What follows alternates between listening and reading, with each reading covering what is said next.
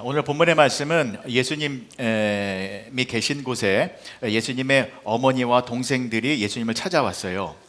예수님께서 뭐라고 말씀하셨냐면, 누가 내 어머니면 내 동생들이냐 라고 말씀을 하셔서 둘러앉은 사람들을 향하여서 이 사람들이 내 어머니이고 내 형제들, 내 동생들이다 라고 말씀을 하신 것입니다. 오해하지 마십시오. 예수님께서 당신의 어머니와 가족들에게 무례한 행동 한 것이 아닙니다. 아주 귀한 사실을 알려주시기 위하여 그런 말씀을 하신 것입니다. 그게 뭐냐면, 혈육으로 이루어진 세상의 가족도 있지만 영적인 가족도 있다라는 것입니다. 하나님을 아버지로 하여서 믿음의 형제 자매들이 모여있는 그러한 영적인 가족이 있다라는 것입니다. 그런데 이 영적인 가족은 무엇입니까? 천국에서 영원히 함께하는 가족입니다. 하나님과 함께 하나님의 나라에서 영원한 생명과 영원한 영광을 누리는 것이 영적인 가족입니다. 이 가족이 더 중요한 것 아니겠습니까? 그래서 혈육으로 이루어진 가족도 중요해요. 그러나 혈육으로 이루어진 가족은 이 세상에서만 관계가 유지되는 거잖아요. 그러나 영적인 가족이 되면 이 세상뿐만이 아니라 영원한 시간 속에서 영원히 함께하는 가족이 되는 것이기 때문에, 그래서 예수님께서는 여기 둘러앉아 있는 이 사람들이 내 영적인 식구들이다 라고 하며 영적인 가족의 소중함을 말씀해 주고 계신 것입니다. 그래서 예수님은요, 당신의 어머니 마리아와 동생들, 가족들을 매몰차게 박대한 것이 아니라 그들과 영원토록 함께하는 영적인 가족이 되고 싶어서 이 영적인 가족의 자리로 초청하신 것입니다. 이게 진정한 효도 아닌가요? 이게 진정한 사랑 아닌가요?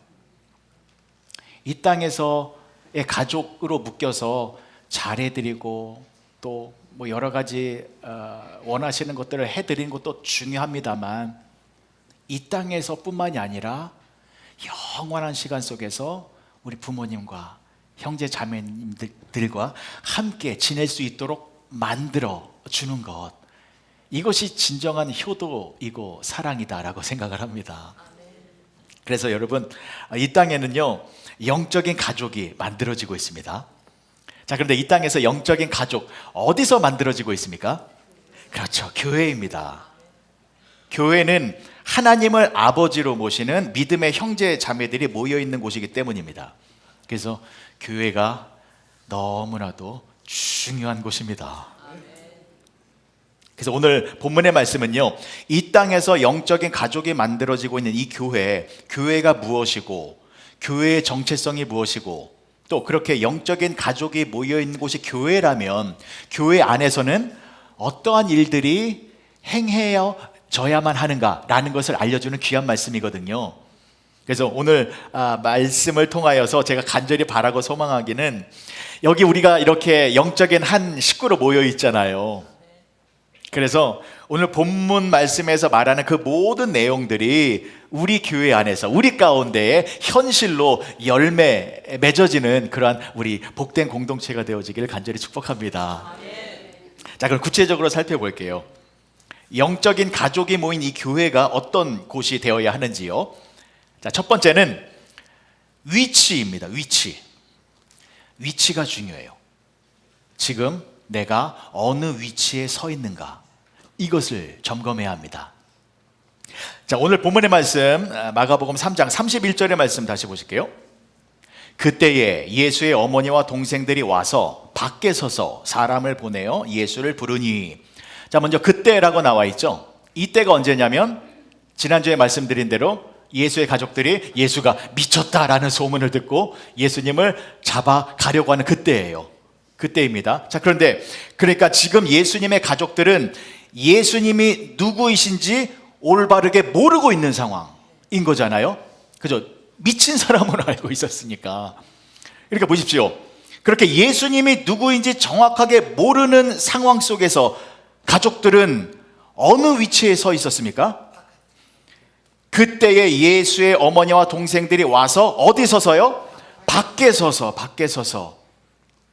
그러니까 예수님이 누구이신지 모르는 세상적인 가족의 위치는 예수님 밖에 있다라는 것입니다.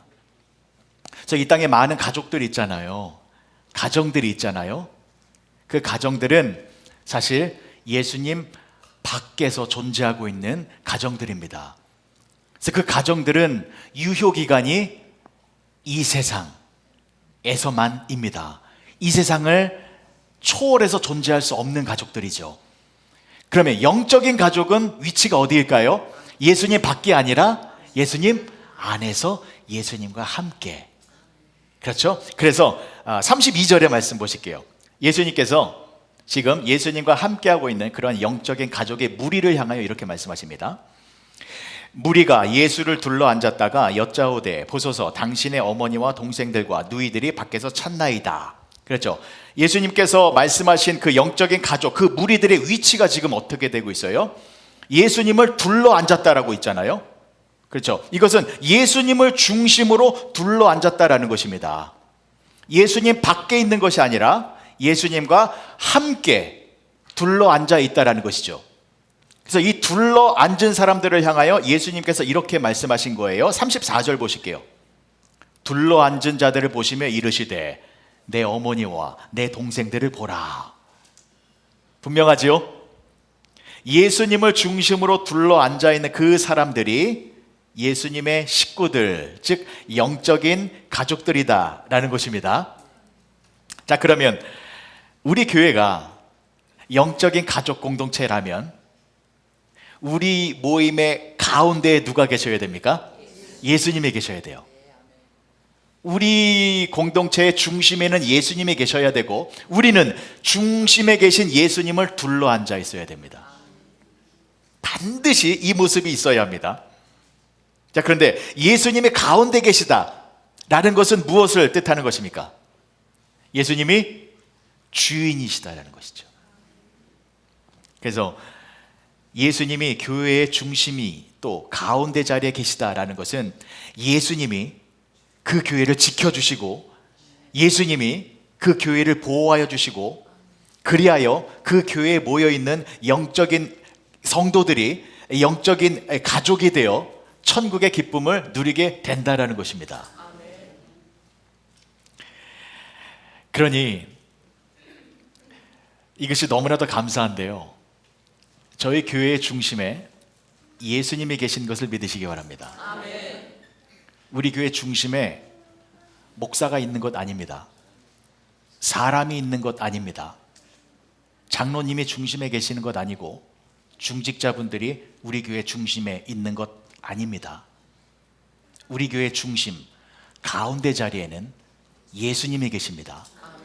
그래서 우리는 예수님의 뜻대로 순종하며 살아가는 그런 영적인 자녀들이다, 가족들이다 라는 것을 잊으면 안 되는 것입니다.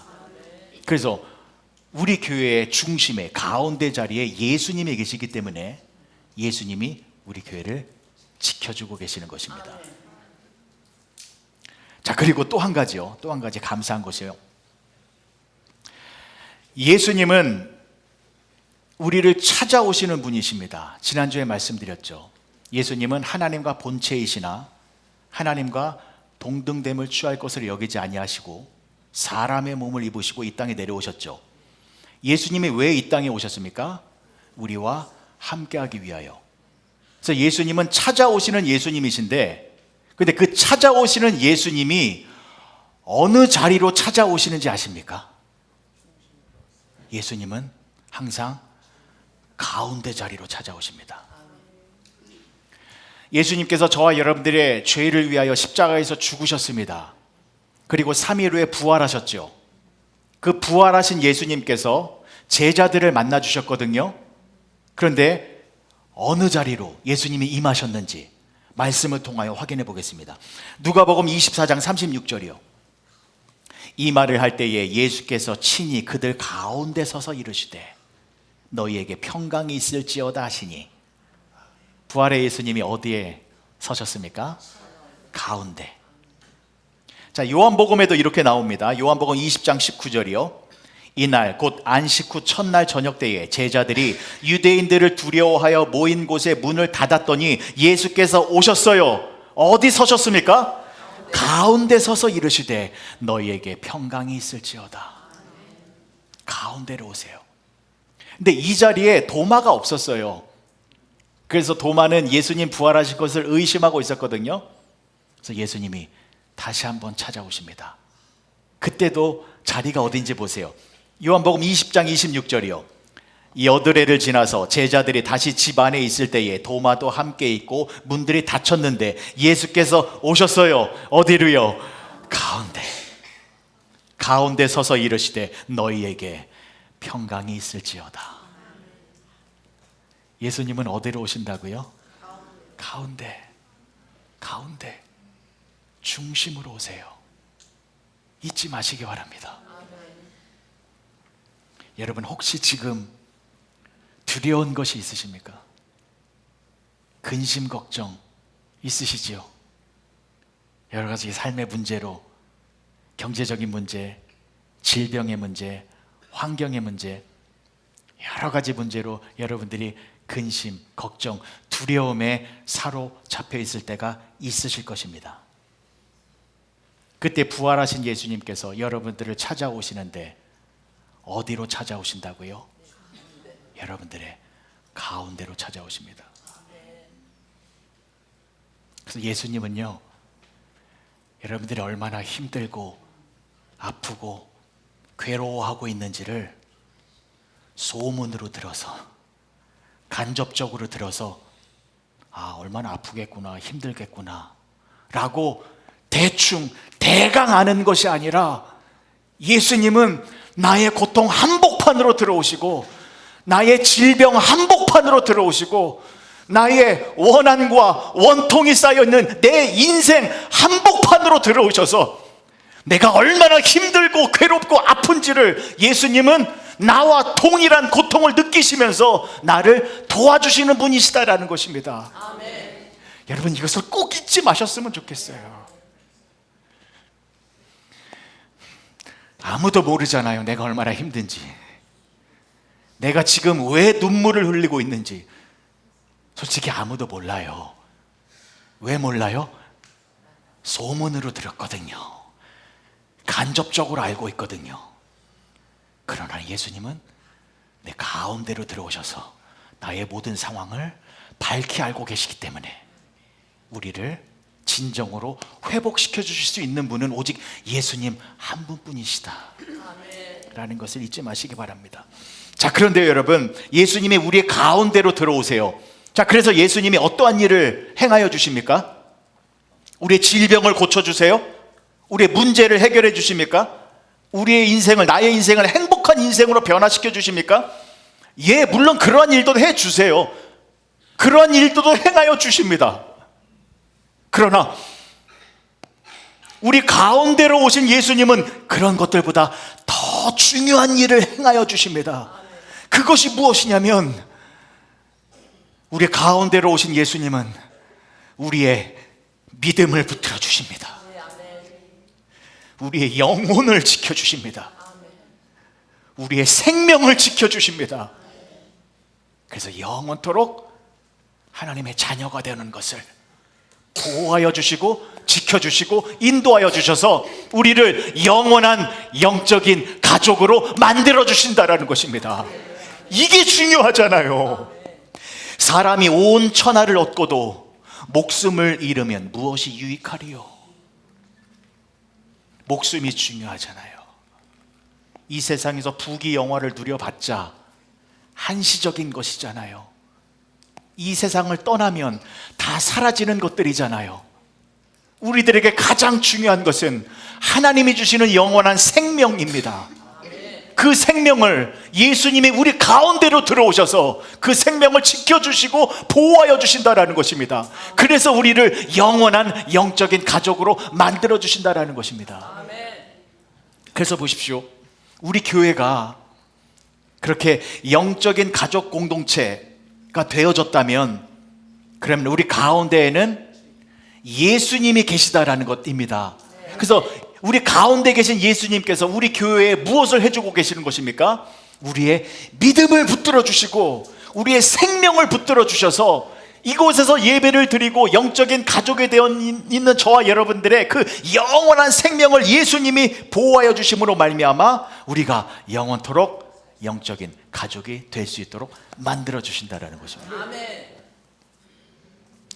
두 번째입니다. 두 번째. 그래서 첫 번째는 위치가 중요하다라는 것입니다. 예수님, 가운데 계신 예수님과 함께하는 것. 자, 두 번째요. 35절의 말씀입니다. 중요한 말씀이기 때문에 우리 한 목소리로 한번 합독하실게요. 시작. 누구든지 하나님의 뜻대로 행하는 자가 내 형제요, 내 자매요, 어머니이니라. 야, 예수님께서 분명하게 말씀해 주셨죠? 영적인 식구가 누구라고요? 하나님의 뜻대로 행하는 사람들. 하나님의 뜻대로 행하는 이 사람들이 내 형제요, 자매요, 어머니이다. 그러니까 이들이 영적인 가족이다. 그래서 우리가 정말로 진정한 하나님의 가족들이라면 우리는 하나님의 뜻대로 행하는 모습이 나와야 됩니다. 그러면 하나님의 뜻대로 행하는 것 무엇인지 알아야 되잖아요. 하나님의 뜻대로 행하는 것, 이게 뭘까요? 복잡해지죠. 여러 가지 생각들이 막 들죠. 이것 하나만 정확하게 또 선명하게 알고 계시기 바랍니다. 하나님의 뜻대로 행하는 것은 사랑입니다. 하나님을 사랑하고 이웃을 사랑하는 것. 하나님의 뜻대로 행하는 것은 사랑을 실천하는 것입니다. 우리 크랜셔 장로교회 성도님들은 누가 이런 것 물어보면 아주 클리어하게 대답했으면 좋겠어요. 하나님의 뜻이 뭐예요? 사랑을 행하는 것입니다. 모르겠습니다. 제가 목회를 하고 또 기도를 하고 설교를 하면 할수록 사랑이 전부인 것 같아요. 뭐 교리를 설명하고 내가 성경적인 지식이 이렇게 많다라고 하는 것, 뭐 기도 많이 한다라는 거 다 좋지요. 그러나 사랑 없으면 아무것도 아니잖아요. 왜 사랑이 중요한지 이제 또 설명을 드릴 건데요. 자, 왜 우리가 하나님의 뜻대로 행하는 것이 사랑이냐면 하나님이 사랑이시기 때문입니다. 그렇죠? 자, 요한일서 4장 7절과 8절 말씀 보실게요. 사랑하는 자들아, 우리가 서로 사랑하자. 사랑은 하나님께 속한 것이니 사랑하는 자마다 하나님으로부터 나서 하나님을 알고 사랑하지 아니하는 자는 하나님을 알지 못하나니 이는 하나님은 사랑이심이라. 자, 7절에 분명하게 나와요. 사랑하는 자마다 하나님으로부터 난 자라예요. 그렇죠? 그러니까 사랑을 실천하는 사람이 하나님으로부터 태어난 하나님의 자녀이다라는 거잖아요. 그러니까 우리가 영적인 가족이다, 하나님의 자녀들이다라고 하면 당연히 사랑을 실천하는 모습이 나와야 하는 것이 정상이다라는 것이죠. 자, 그래서 우리 교회가 하나님의 자녀들이 모여있는 영적인 식구의 공동체라면 우리 교회 안에서 어떤 모습이 충만해야 합니까? 예, 사랑을 실천하는 모습, 그것이 가득해야 돼요. 그것이 하나님의 뜻대로 행하는 모습입니다. 자, 그러면 또 한 가지 질문이 생기죠. 그래, 사랑을 실천해야 돼. 사랑을 실천해야 돼. 사랑을 실천하는 것은 또 무엇일까요?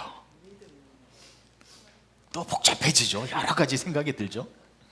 사랑을 실천한다. 사랑합니다. 사랑합니다. 신비 권사님 사랑합니다. 네. 우리 김경옥 권사님 사랑합니다. 이영도 장로님 사랑합니다. 아우, 감사합니다. 그 말이 언제 나오나. 예, 이렇게 말로 서로 사랑을 고백하는 것, 이것도 사랑이지요. 그러나 어떻게 보면 말뿐이잖아요. 말뿐이잖아요. 그러면 하나님의 뜻대로 행하는 것이 분명히 사랑을 실천하는 것인데 그 사랑이 무엇일까? 라고 했을 때 그 사랑은요, 또 이렇게 생각하시면 됩니다. 사랑은 사람을 살리는 것이 사랑입니다. 사람을 회복시키는 것이 사랑입니다. 그러니까 우리가 사랑을 실천할 때 선물을 드리고 달콤한 말로 위로해드리고 뭐 설렁탕을 한 그릇 사다 드리고 이런 거 중요해요. 그러나 정말로 중요한 것은 상대방이 영적으로 침체되어 있고 신앙이 죽어 있는 것처럼 메말라 있을 때에 그 사람을 다시 회복시켜주고 신앙에 활력을 주어서 다시 일어설 수 있도록 하는 것이 진정한 사랑이다라는 것입니다. 정말 너무 중요하지 않습니까? 사람을 살리는 것이 그 사랑이다. 그 사랑을 실천해야 돼요. 왜냐하면 하나님이 우리들에게 그러한 사랑을 베풀어 주셨기 때문입니다. 로마서 5장 8절의 말씀이요, 정말 중요한 말씀이에요. 우리가 아직 죄인 되었을 때에 그리스도께서 우리를 위하여 죽으심으로 하나님께서 우리에 대한 자기의 사랑을 확증하셨느니라. 하나님의 사랑이 어떻게 나타났습니까? 우리가 죄로 말미암아 죽어 있을 때에 하나님이 예수 그리스도를 보내셨어요. 그래서 우리를 살리기 위하여 하나님은 예수님을 죽이셨습니다. 우리를 살리기 위하여 예수님을 죽이셨어요. 이것이 하나님의 사랑입니다. 우리를 살리는 것, 그것이 하나님의 사랑. 그래서 우리도 사랑을 실천하는 것은 사람을 살리고 회복시키는 이 사랑을 실천해야 한다는 것입니다. 여기까지 되셨죠? 그럼 또 질문이 생기죠. 어떻게 우리가 사람을 살리고 사람을 회복시킬 수 있을까요? 이제 마지막 질문이에요. 사랑을 실천해야 돼요. 그 사랑은 사람을 회복시키고 살려야 돼요. 우리가 어떻게 살려요? 어떻게 회복시켜요? 그러나 반드시 그 사랑을 실천해야 돼요. 방법은 한 가지입니다. 사람을 살리고 회복시킬 수 있는 방법은 바로 기도입니다. 기도입니다, 여러분. 기도가 사람을 살리고요, 기도가 사람을 회복시키고, 기도가 상대방을 다시 일어설 수 있도록 만들어주는 것입니다. 여러분, 기도는 능력입니다. 기도는 사랑이고, 기도는 하나님이 기뻐하시는 일입니다. 그래서 종합해 보면 이런 거죠. 영적인 가족이 모여있는 교회에서 하나님의 뜻대로 행하는 모습은 사랑을 실천하는 것인데, 그 사랑은 바로 서로를 위하여 기도해 주는 것이다라는 것입니다.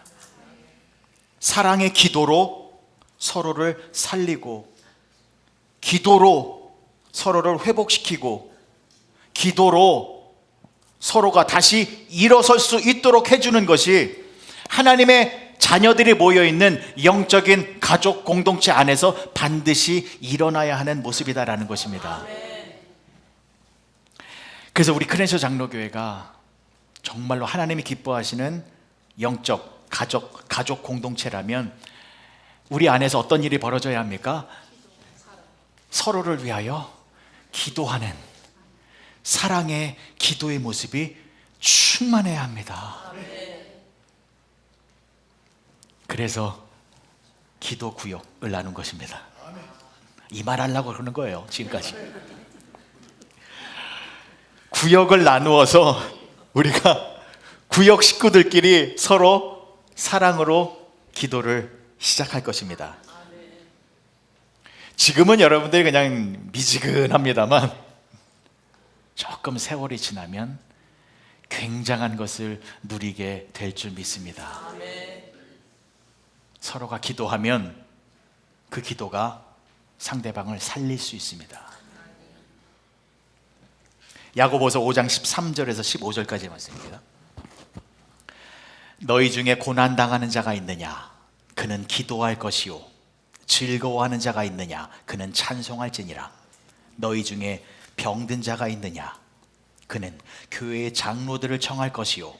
그들은 주의 이름으로 기름을 바르며 그를 위하여 기도할지니라.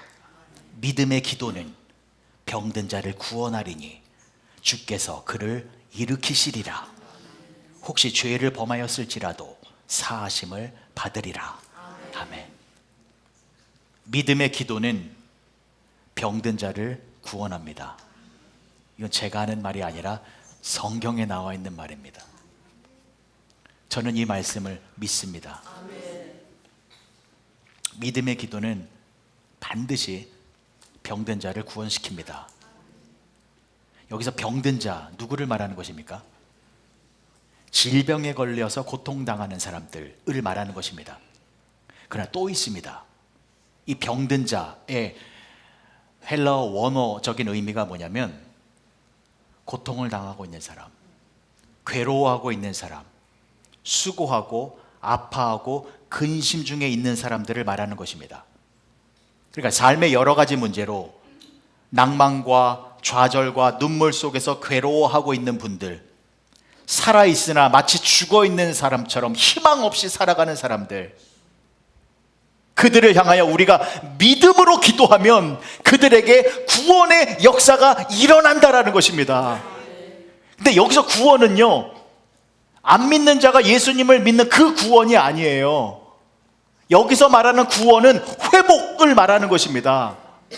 왜냐하면 너희 중에 고난을 당하는 자, 너희 중에 병든 자라고 나와 있잖아요. 여기서 너희는 이미 예수님을 믿어 하나님의 자녀가 되어진 사람들입니다. 예수님을 믿어서 하나님의 자녀가 되어진 사람들 중에, 그런데 삶의 문제로 인하여 낭망에 빠졌어요. 질병에 걸려서 고통 중에 있어요. 그러한 사람들을 향하여 우리가 믿음으로 기도하면 그들에게 구원이 임하는데, 그 구원은 그들이 다시 회복되어지고 다시 새로운 힘으로 일어나서 다시 하나님께 영광을 돌리는 아름다운 모습으로 변화되어진다라는 것입니다. 아멘. 그러니 우리가 서로가 서로를 위하여 기도하는 것은 서로가 서로를 살리는 것이고 회복시키는 것이다 라는 것이기 때문에 이제 그 일을 우리가 시작하려고 합니다. 아멘. 그리고 보십시오. 14절을 다시 한번 보실게요. 너희 중에 병든 자가 있느냐? 그는 교회의 장로들을 청할 것이요 그들은 주의 이름으로 기름을 바르며 그를 위하여 기도할지니라. 자, 병든 자들을 위하여 특별히 누가 기도를 해야 한다는 거예요? 장로들이 누구를 말하는 것입니까? 기름 부음을 받은 분들이거든요. 그래서 저희 교회는 먼저 목사님들이, 기름 부음을 받으신 목사님들이 각 구역의 기도 구역의 구역장이 되셔서 목사님들이 구역원들을 위하여 계속해서 기도를 해 주실 것입니다. 나중에 그 구역장에 시무장로님들도 하실 것이고 또 안수집사님들도 구역장이 되실 것입니다. 그래서 시작은 목사님들이 하시는데, 목사님들께서 여러분들을 위하여 계속해서 기도를 하실 때에 이 말씀처럼 회복의 구원의 역사가 우리 가운데 일어날 줄 믿습니다. 자, 그런데 여러분들도 해야 할 일이 있습니다. 16절의 말씀 보실게요. 그러므로 너희 죄를 서로 고백하며 병 낫기를 위하여 서로 기도하라. 의인의 간구는 역사하는 힘이 큼이니라. 병 낫기를 위하여 어떻게 기도하라고요? 서로 기도하라. 서로 기도하라. 의인의 간구는 역사하는 힘이 큼이니라. 의인이 기도를 하면 역사하는 힘이 크기 때문에 반드시 병고침의 회복의 역사가 일어난다라는 것이잖아요. 여기서 의인은 누구를 말하는 것입니까? 의인은 누구를 말하는 거예요?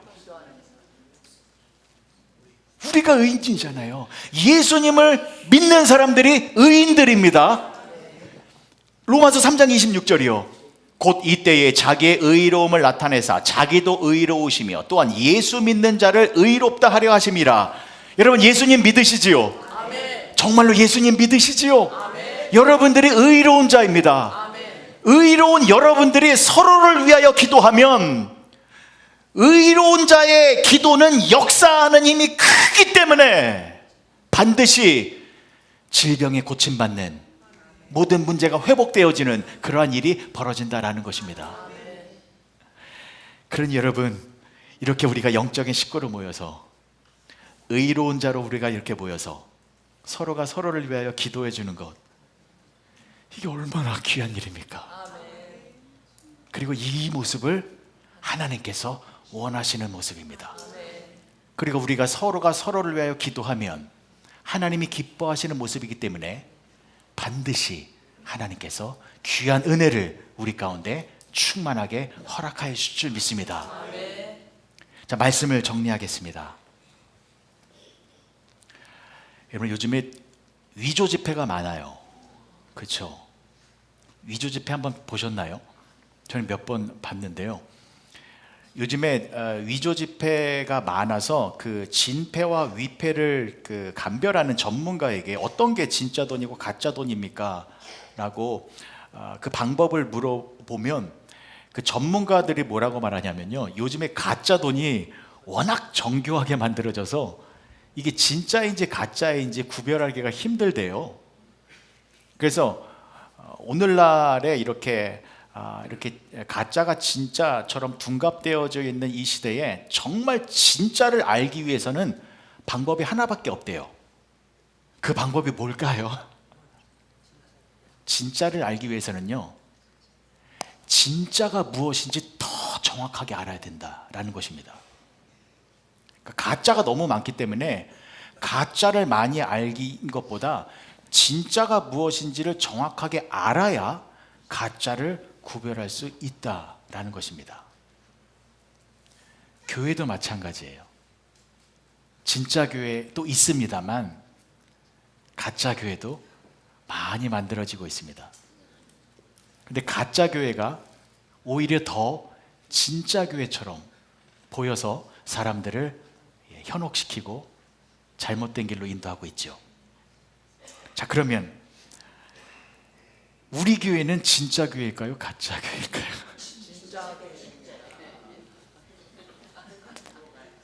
그렇죠? 진짜 교회예요. 그러면 우리 교회가 계속해서 진짜 교회가 되기 위해서는 어떻게 합니까?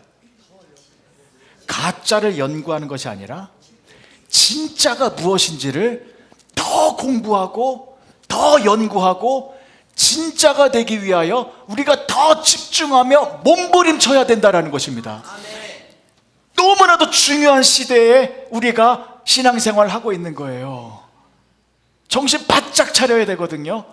그러니까 진짜가 되기 위하여 우리는 진짜가 무엇인지 정확하게 알고 그쪽으로 방향을 설정해야 되는데, 그러면 지금 말씀을 통하여 하나님께서 원하시는 진짜 교회, 진짜 영적인 가족 공동체가 무엇입니까? 가운데에 예수님이 계시는 교회입니다. 그래서 가운데에 예수님이 계시기 때문에 믿음으로 예수님을 영접하여 구원의 역사가 일어나는 교회가 진짜 교회입니다. 그리고 그 구원받은 하나님의 자녀들이 그 가운데의 자리를 예수님으로만 모셔놓고 항상 예수님의 말씀에 둘러싸여서 예수님의 말씀에 순종하며 살아가는 모습이 바로 진짜 교회의 모습입니다. 자, 그리고 또 한 가지를 알려주고 계시잖아요. 진짜 교회의 모습은 무엇입니까? 하나님의 뜻대로 행하는 교회. 근데 그 하나님의 뜻이 무엇이었죠? 사랑을 실천하는 것. 그 사랑은 뭐라고요? 사람을 살리고 회복하는 것. 근데 우리가 어떻게 사람을 살리고 회복해요? 기도하는 것. 됐죠? 그래서 우리 교회가 진짜가 되기 위하여 이 일을 시작하고자 하는 것입니다. 그냥 모였다가 흩어지는 것이 아니라 정말 서로가 서로를 위하여 진심으로 기도해 주는 것. 그러면 분명히 말씀이 나와 있잖아요. 서로 병 낫기를 위하여 기도하며 병이 치료되고, 의인의 간구는 역사하는 힘이 크기 때문에 기도하라라는 말씀이 나와 있잖아요. 그 말씀에 순종하여 우리가 진짜가 되기 위하여 이것을 실천하는 것이다라는 것입니다. 마태복음 18장 19절에서 20절이요. 진실로 다시 너희에게 이르노니 너희 중에 두 사람이 땅에서 합심하여 무엇이든지 구하면 하늘에 계신 내 아버지께서 그들을 위하여 이루게 하시리라. 두세 사람이 내 이름으로 모인 곳에는 나도 그들 중에 있느니라. 아멘. 오늘 예배를 마친 후에 여러분들의 각 기도 구역이 편성된 이 기도 구역 표를 나누어 드릴 것입니다. 바라고 소망하기는, 또 부탁드리기는, 오늘부터 여러분들이 속한 이 기도 구역에 구역원 성도들을 위하여 하루에 한 번씩 꼭 기도해 주시기 바랍니다. 길게 기도 부탁 안 드려요. 시작은 짧게 하자고요. 그래야 하실 수 있어요. 어떻게 하냐면 이름 부르고 축복해 주세요 라는 기도만 부탁드리겠습니다. 김경옥 권사님 축복하여 주시옵소서. 하나님, 김은영 사모님 축복하여 주시옵소서. 하나님, 김홍집 집사님 축복하여 주시옵소서. 김남희 집사님 축복하여 주시옵소서. 박대원 장로님 축복하여 주시옵소서. 20분밖에 안 돼요. 그렇게 서로가 서로를 위하여 축복의 기도를 할 때 우리 가운데 진정한 축복의 역사가 일어날 줄 믿습니다. 그런데 또 한 가지를 말씀드립니다. 우리가 축복 기도를 할 때 단시일 내에 결과가 나오지 않아요. 기대를 저버리십시오. 우리가 기도한다라고 해서 내일 갑자기 병 고침의 역사가 일어나고 문제 해결이 일어나는 것, 그렇지 않습니다. 기도는 지금부터 꾸준하게 계속하는 것입니다. 그래서 이것은 영적인 농사입니다. 농사 짓는 겁니다. 우리가 기도의 씨를 계속 뿌릴 겁니다. 사랑의 씨를 계속 뿌릴 겁니다. 눈물의 씨를 계속 뿌릴 겁니다. 그러면 계속 씨를 뿌리면 서서히 기도의 뿌리가 밑으로 내리워집니다. 사랑의 뿌리가 밑으로 내리워집니다. 그리고 하나님의 때가 되면 나무가 올라오기 시작할 것입니다. 나무가 서서히 자라서 가지가 맺혀질 것입니다. 가지에 잎성이가 무성해질 것이고, 그리고 마지막에는 열매가 생길 것입니다. 근데 그 열매가 어떤 열매예요? 어떤 열매가 생겨야 돼요? 여기까지 아셔야 돼요. 어떤 열매냐면 성령의 9가지 열매. 성령의 9가지 열매. 한번 따라 하시겠습니까? 사희화, 오자양, 충온절. 다시 한번 사희화, 오자양, 충온절. 사희화, 사랑, 희랑, 화평. 오자양, 오래 참음, 자비, 양선. 충온절, 충성, 온유, 절제. 사희화, 오자양, 충온절. 이 열매가 맺혀질 것입니다. 저도 부끄러워요. 사희화, 오자양, 충온절, 성령의 9가지의 열매가 우리 교회에 주렁주렁 맺히게 될 때에 하나님이 그러한 모습을 보실 때 얼마나 기뻐하실까요? 그러한 교회, 열매 맺는 교회가 이 시대에 필요한 진짜 교회이고 영적인 가족 공동체이다 라는 것 우리가 잊지 말고 그 교회를 만들어 갈 것입니다. 시작은 기도입니다. 기도입니다. 기도하시겠습니다. 좋으신 아버지 하나님, 은혜를 감사합니다. 하나님, 예수님께서 이 땅에 혈육의 가족뿐만이 아니라 하나님을 아버지로 하는 영적인 새로운 가족을 만들어 주셨습니다. 반드시 그 영적인 가족의 구성원이 되어야만 합니다. 그래야 하나님과 함께 영원한 축복을 누릴 수 있기 때문입니다. 그 영적인 가족이 되기 위해서는 반드시 예수님을 나의 구원자로 믿어야만 합니다. 그렇게 예수님을 믿게 하시어 우리를 이 교회에 불러주셔서 영적인 가족 공동체로 만들어주시니 감사를 드립니다. 이제부터 우리들이 해야 할 일은 서로가 서로를 위하여 하나님의 뜻을 행하는 것입니다. 그것은 서로에게 사랑을 전하는 것이고, 그 사랑은 삶의 여러 가지 문제로 침체되어 있고 또 어려워하고 있는 그 믿음의 형제들을 다시 살리고 회복시키기 위하여 우리가 서로 기도하는 것입니다. 이제부터 하나님 우리가 기도하려고 합니다. 이 기도를 통하여 우리 교회가 하나님이 기뻐하시는 아름다운 영적인 가족 공동체가 될 수 있는 능력의 씨앗이 되게 하여 주시옵소서. 예수님의 이름으로 기도합니다. 아멘.